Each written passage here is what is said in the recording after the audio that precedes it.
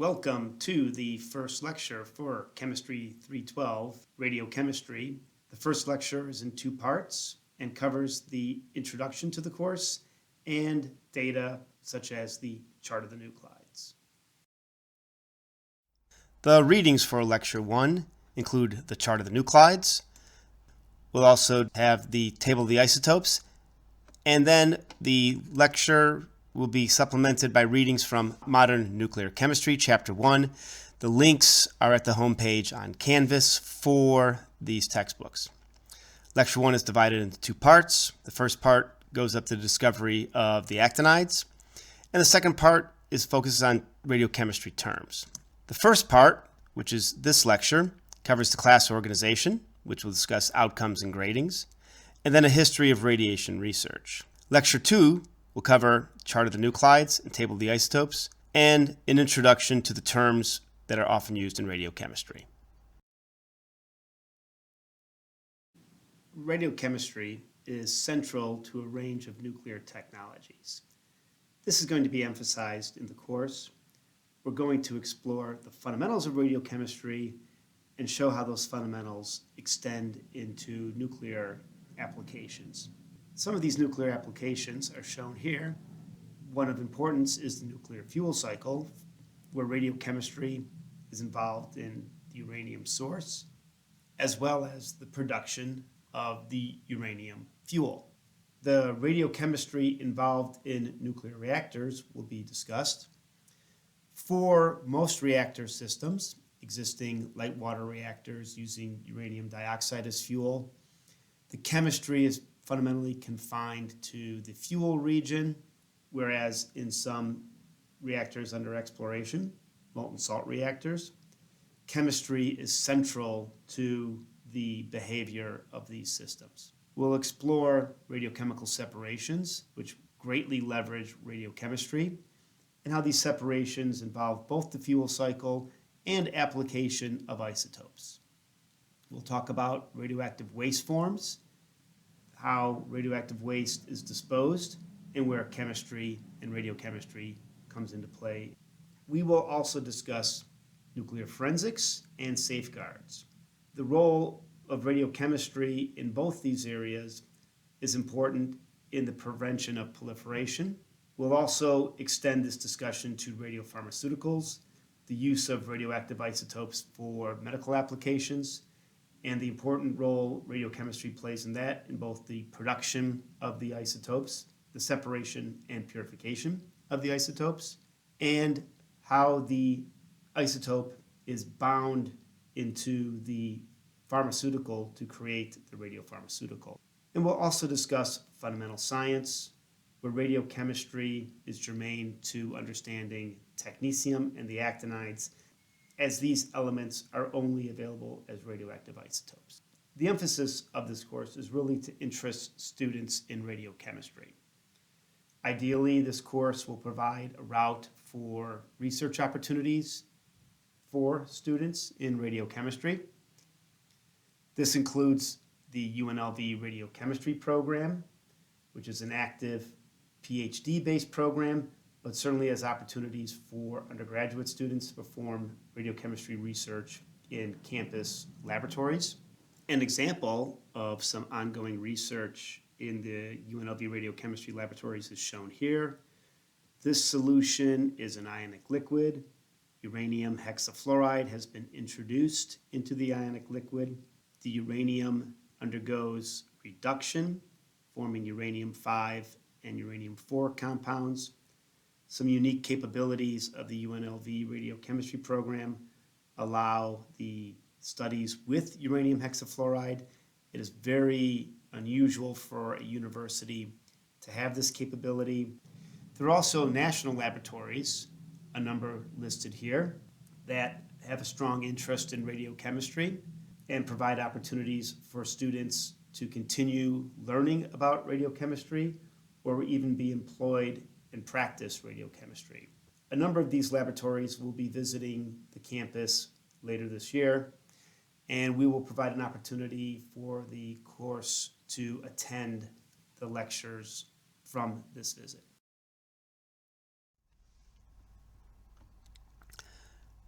The course includes the physics of radioactive decay and the chemistry of isotopes. Fundamentally, radiochemistry is at the intersection of the periodic table and the chart of the nuclides. The periodic table has structure, as chemists that one understands, that are based upon the electrons, whereas the chart of the nuclides has structures and describes properties that are based upon how the nucleons, the neutrons and protons, are engaged in the nucleus.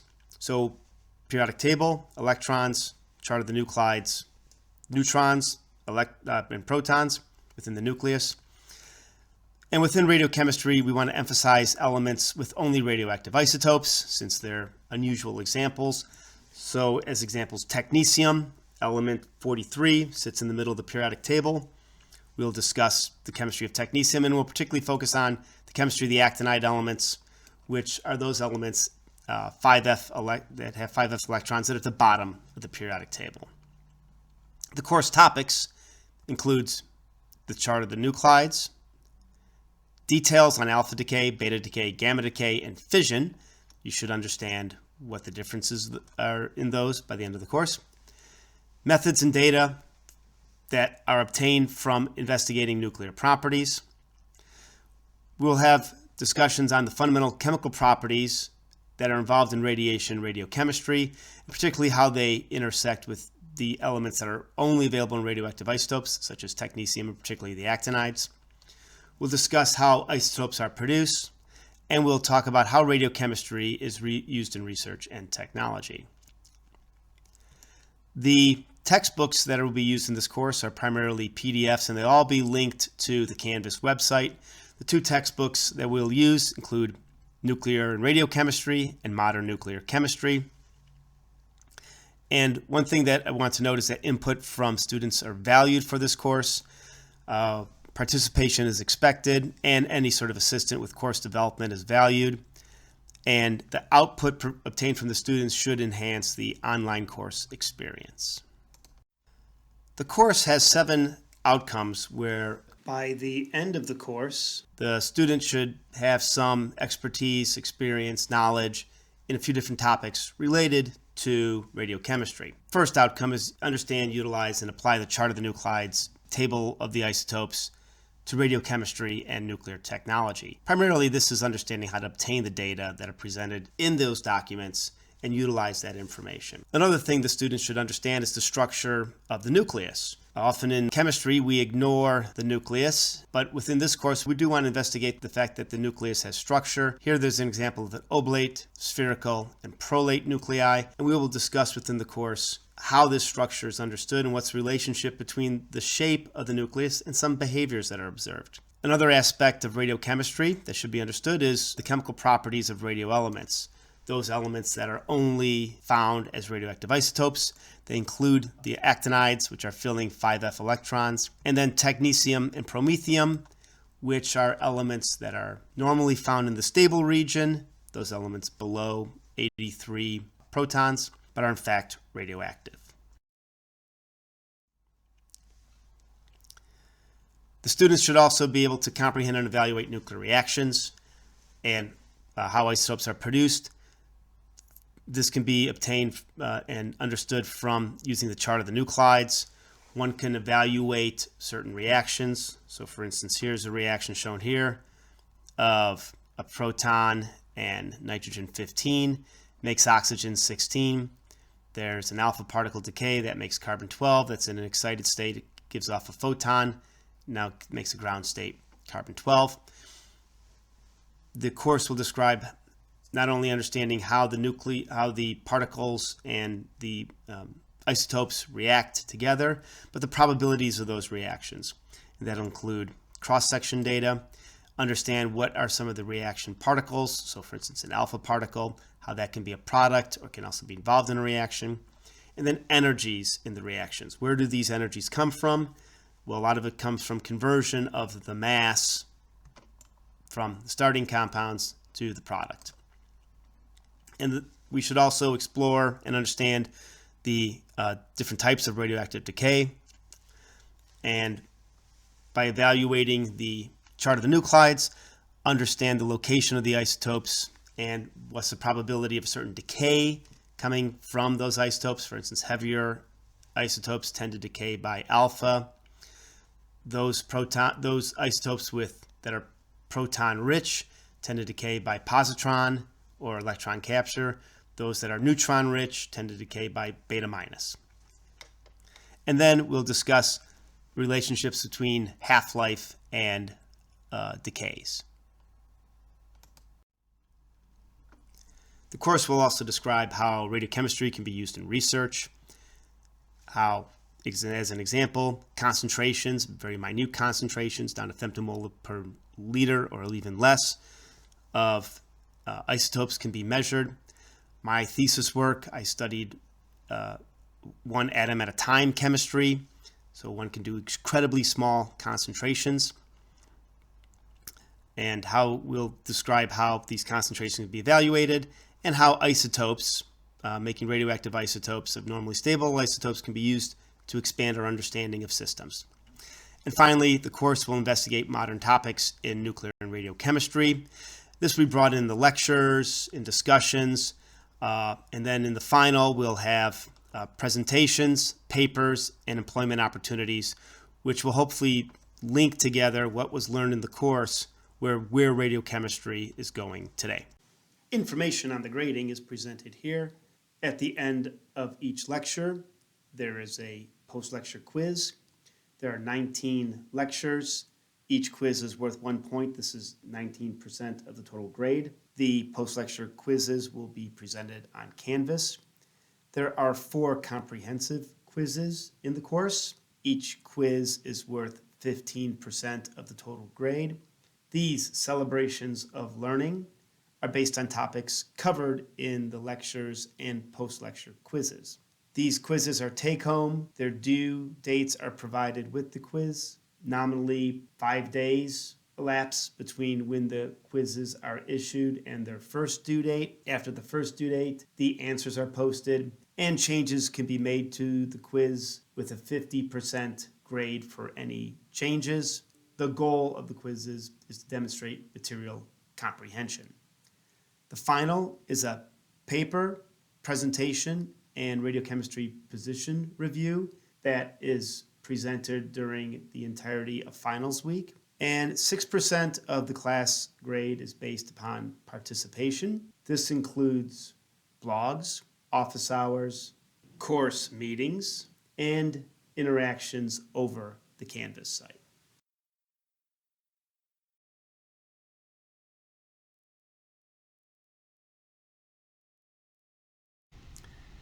The course agenda is shown here, providing the class number, the dates which the topic is introduced, and the topic title. Details on the agenda are available on the Canvas site, and the agenda may change during the semester.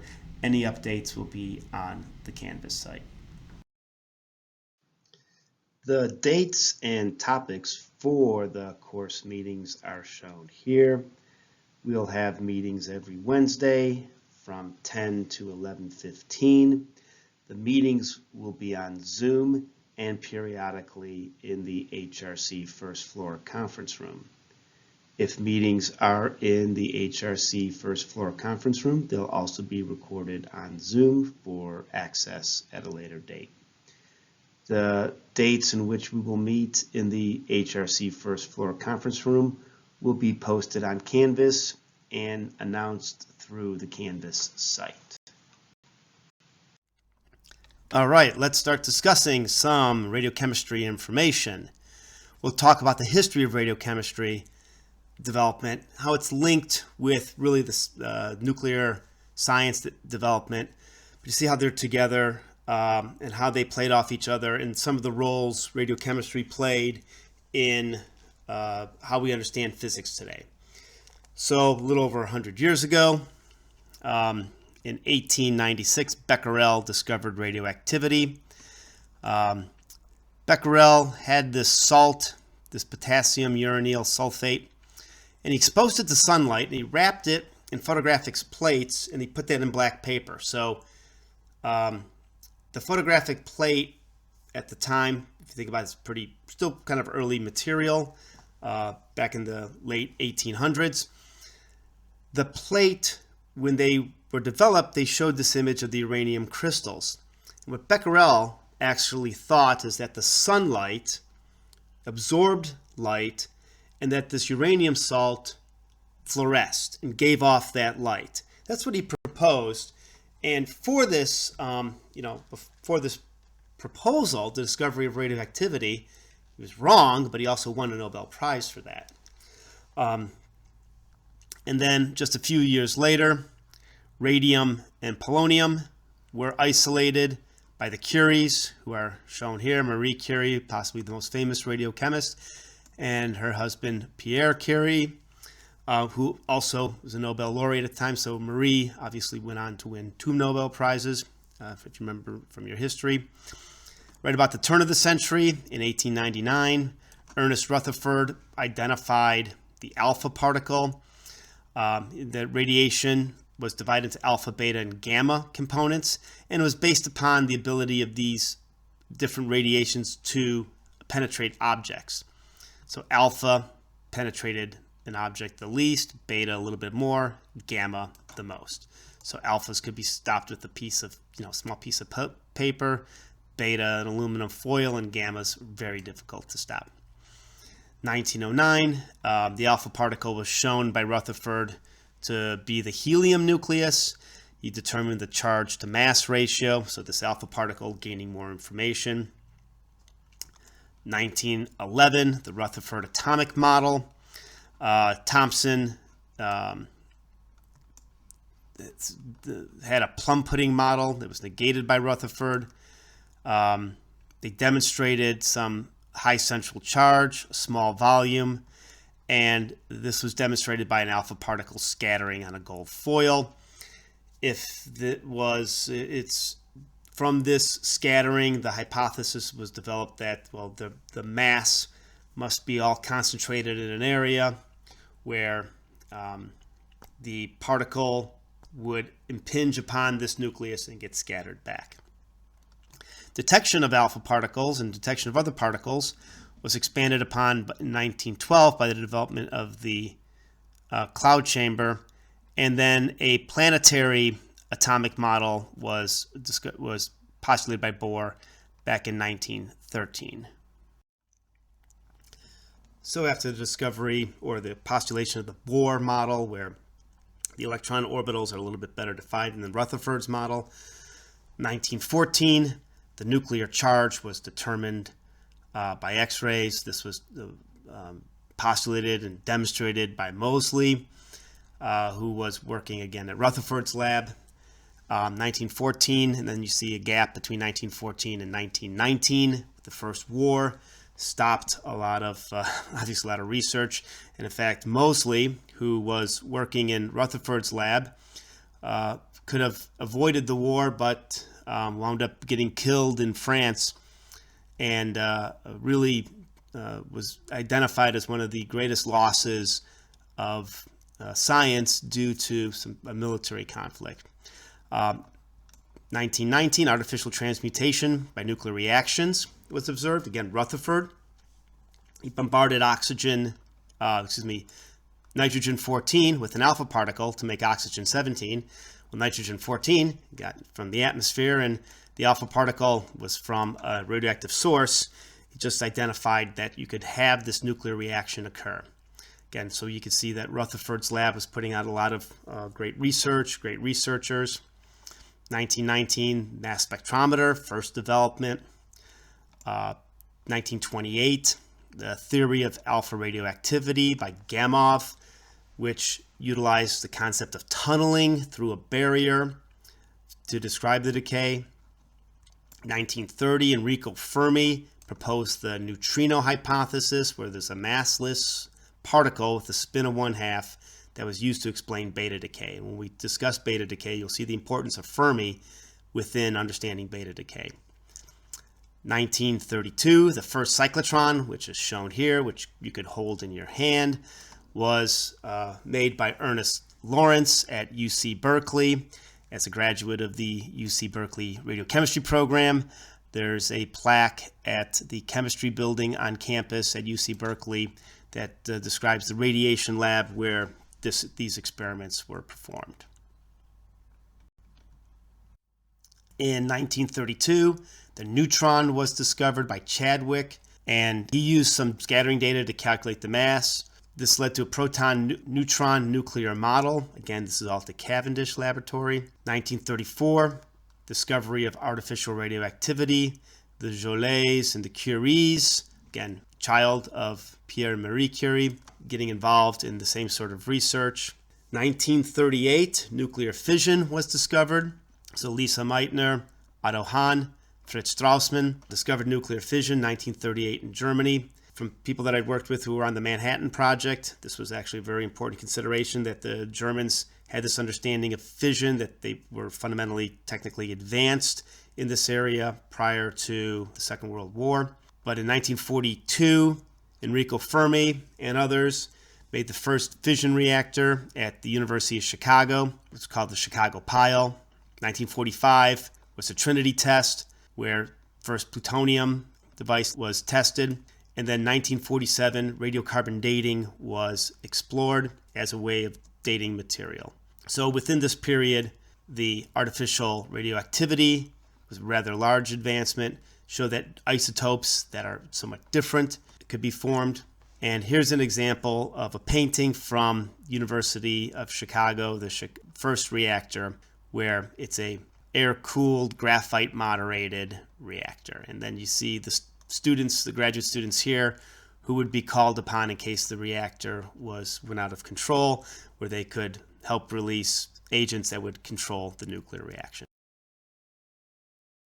Here's the latest periodic table. I want to call your attention to the heavier elements.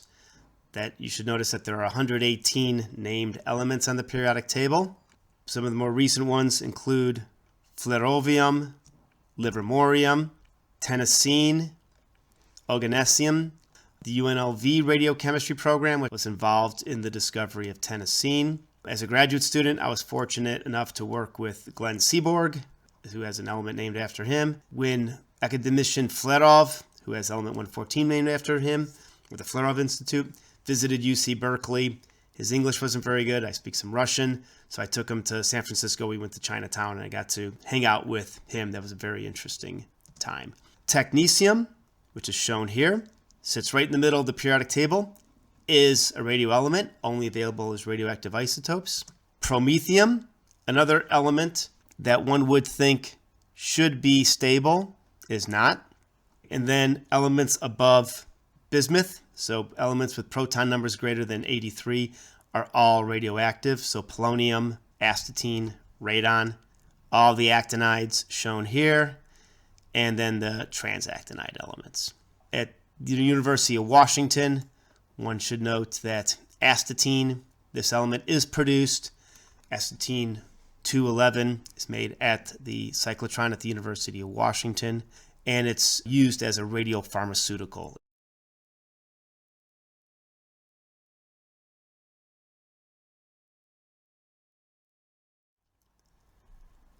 So let's start with the lightest radioelement and its discovery. It's technetium. It was a confirmed discovery back in 1936 at the University of Palermo in Sicily. Pierre and Emilio Segre, actually did the separation, but they obtained material from Ernest Lawrence, and he mailed them a molybdenum foil that was used as a cyclotron deflector. So that small cyclotron that Lawrence made had a deflector on it where particles would bombard. So that molybdenum, which is a Z of 42, was getting hit with alpha particles. There were nuclear reactions where the molybdenum was gaining a proton, going to Z of 42 to 43, 43 being technetium. They separated, dissolved it, chemically isolated some other element that was separate, that was different in chemical behavior from the molybdenum, identified it as technetium-95, technetium-97, and they named it after the Greek word technics, meaning artificial, so technetium. the University of Palermo officials wanted to name it after the Latin name of Palermo. And then eventually, Segre and Glenn Seaborg worked together to isolate technetium-99m. The M means that it's a metastable state, so it's in an excited nuclear state. It's radioactive and it decays by just emitting a photon. Goes to technetium-99, which is a long-lived radioactive isotope. And we'll learn that this technetium-99m is the workhorse for radiopharmaceuticals. About 80% of all radiopharmaceutical applications use technetium-99m, and that photon is used as an imaging agent. Promethium was first produced at the Oak Ridge National Laboratory in 1945 by primarily Coriell and others listed here. It was from a fission product. There was a lot of work going on in the understanding the reactions of fission, getting materials from the fission, including plutonium, separating out the lanthanides. It was known that there was a gap in the periodic table. Understood from this one could understand some of the expected properties of this promethium. It was separated, and the analysis of fission products of uranium fuel radiated in the graphite reactor at Oak Ridge showed the presence of this element. It was announced in 1947, 2 years after the discovery. And in 1963, they made about 10 grams of promethium from used nuclear fuel, so a large amount that one could do real chemical studies on. Then other synthetic elements. We'll start with neptunium. If you look at the actinides, you go from actinium, which there are trace natural actinium, thorium, which is naturally available, protactinium, which is part of the decay scheme of uranium, and then uranium, which is also naturally available in mined. So neptunium would be the next element that's synthetic, and it was the first synthetic transuranic element to be discovered. And it was the isotope neptunium-239 was produced by McMillan and Albertson at UC Berkeley in 1940. They bombarded uranium with cyclotron-produced neutrons. So these neutrons were produced by hitting a particle into a beam stop. So for instance, a piece of carbon, any sort of material, extra neutrons would come out. Those neutrons get absorbed by uranium-238. They would make uranium-239. That uranium-239 would beta decay to neptunium-239, which has a half-life of about 2.4 days. They isolated this small amount of neptunium from a large amount of uranium, showed that the chemical property was different than the uranium. However, the chemical properties of uranium, they weren't understood at this time in 1940. The actinide elements were part of the transition series. So uranium was grouped under tungsten. It wasn't until Glenn Seaborg later came up with the actinide hypothesis that moved the actinides where they currently live on the periodic table. But they showed that they showed some similar properties to uranium, but not completely.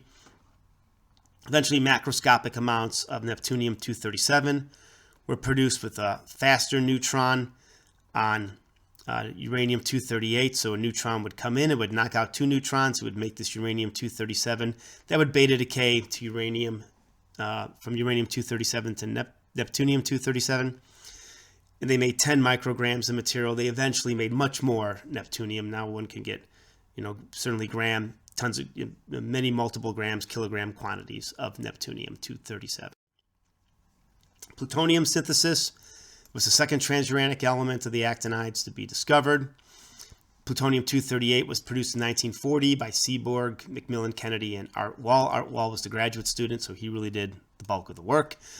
And this was produced by using the 60-inch cyclotron at UC Berkeley. So the diameter of the cyclotron was 60 inches. The reaction was they took a target of uranium-238, hit it with deuterium. Two neutrons came out. They made this neptunium-238. That neptunium-238 beta decayed to plutonium-238. The oxidation of the produced plutonium showed that it was different than the chemistry of the uranium. They identified the differences in the chemistry of the element. They were able to use the radioactive decay to identify some of the properties, the alpha decay energy, get an idea of the half-life of this isotope. Eventually, in 1941, plutonium-239 was produced, where uranyl nitrate in a wax was behind a beryllium target that was bombarded with deuterium, so a lot of neutrons. The paraffin block would thermalize, would slow down those neutrons. So the uranium-238, in this case, would absorb a neutron, make uranium-239. That would decay to neptunium-239, and that would decay to plutonium-239. There was a separation with fluorides and extraction with diethyl ether, and they showed that, like uranium-235, neptunium-239 would undergo fission with slow neutrons. And for this work, Glenn Seaborg and others were awarded the Nobel Prize. The transplutonium element discovery, americium and curium, they were first produced in a reactor by neutron capture. Uranium-238 would be in the reactor, would gain a neutron, make plutonium-239. That would capture a neutron, make plutonium-240. The plutonium-240 would capture a neutron, make plutonium-241, which would undergo beta decay to americium-241. There would also be subsequent neutron capture to curium-242. There are also routes for doing direct production. Plutonium-241 would be produced. It would beta decay to this americium-241. And the plutonium-241 was produced by the reaction of uranium-238 plus an alpha particle. And then you could get another sort of direct production by using the same sort of reaction except with plutonium-237. The way we would write a reaction for the production of curium-242 is shown here, where one took plutonium-239, bombard it with helium, a neutron would come out, and you would make this curium-242. The chemical separation from plutonium was achieved, and the curium-242 decayed to plutonium-238. They understood the energies and the half-life of plutonium-238. If they saw something decay to it, and they knew that that decayed in alpha, you actually had a genetic relationship. So you could clearly identify a produced isotope from something that had an alpha decay. They did show that they had difficulty separating americium and curium from the lanthanide fission products. They all have the same trivalent oxidation state. And on the web page, there's an announcement on the discovery of these elements.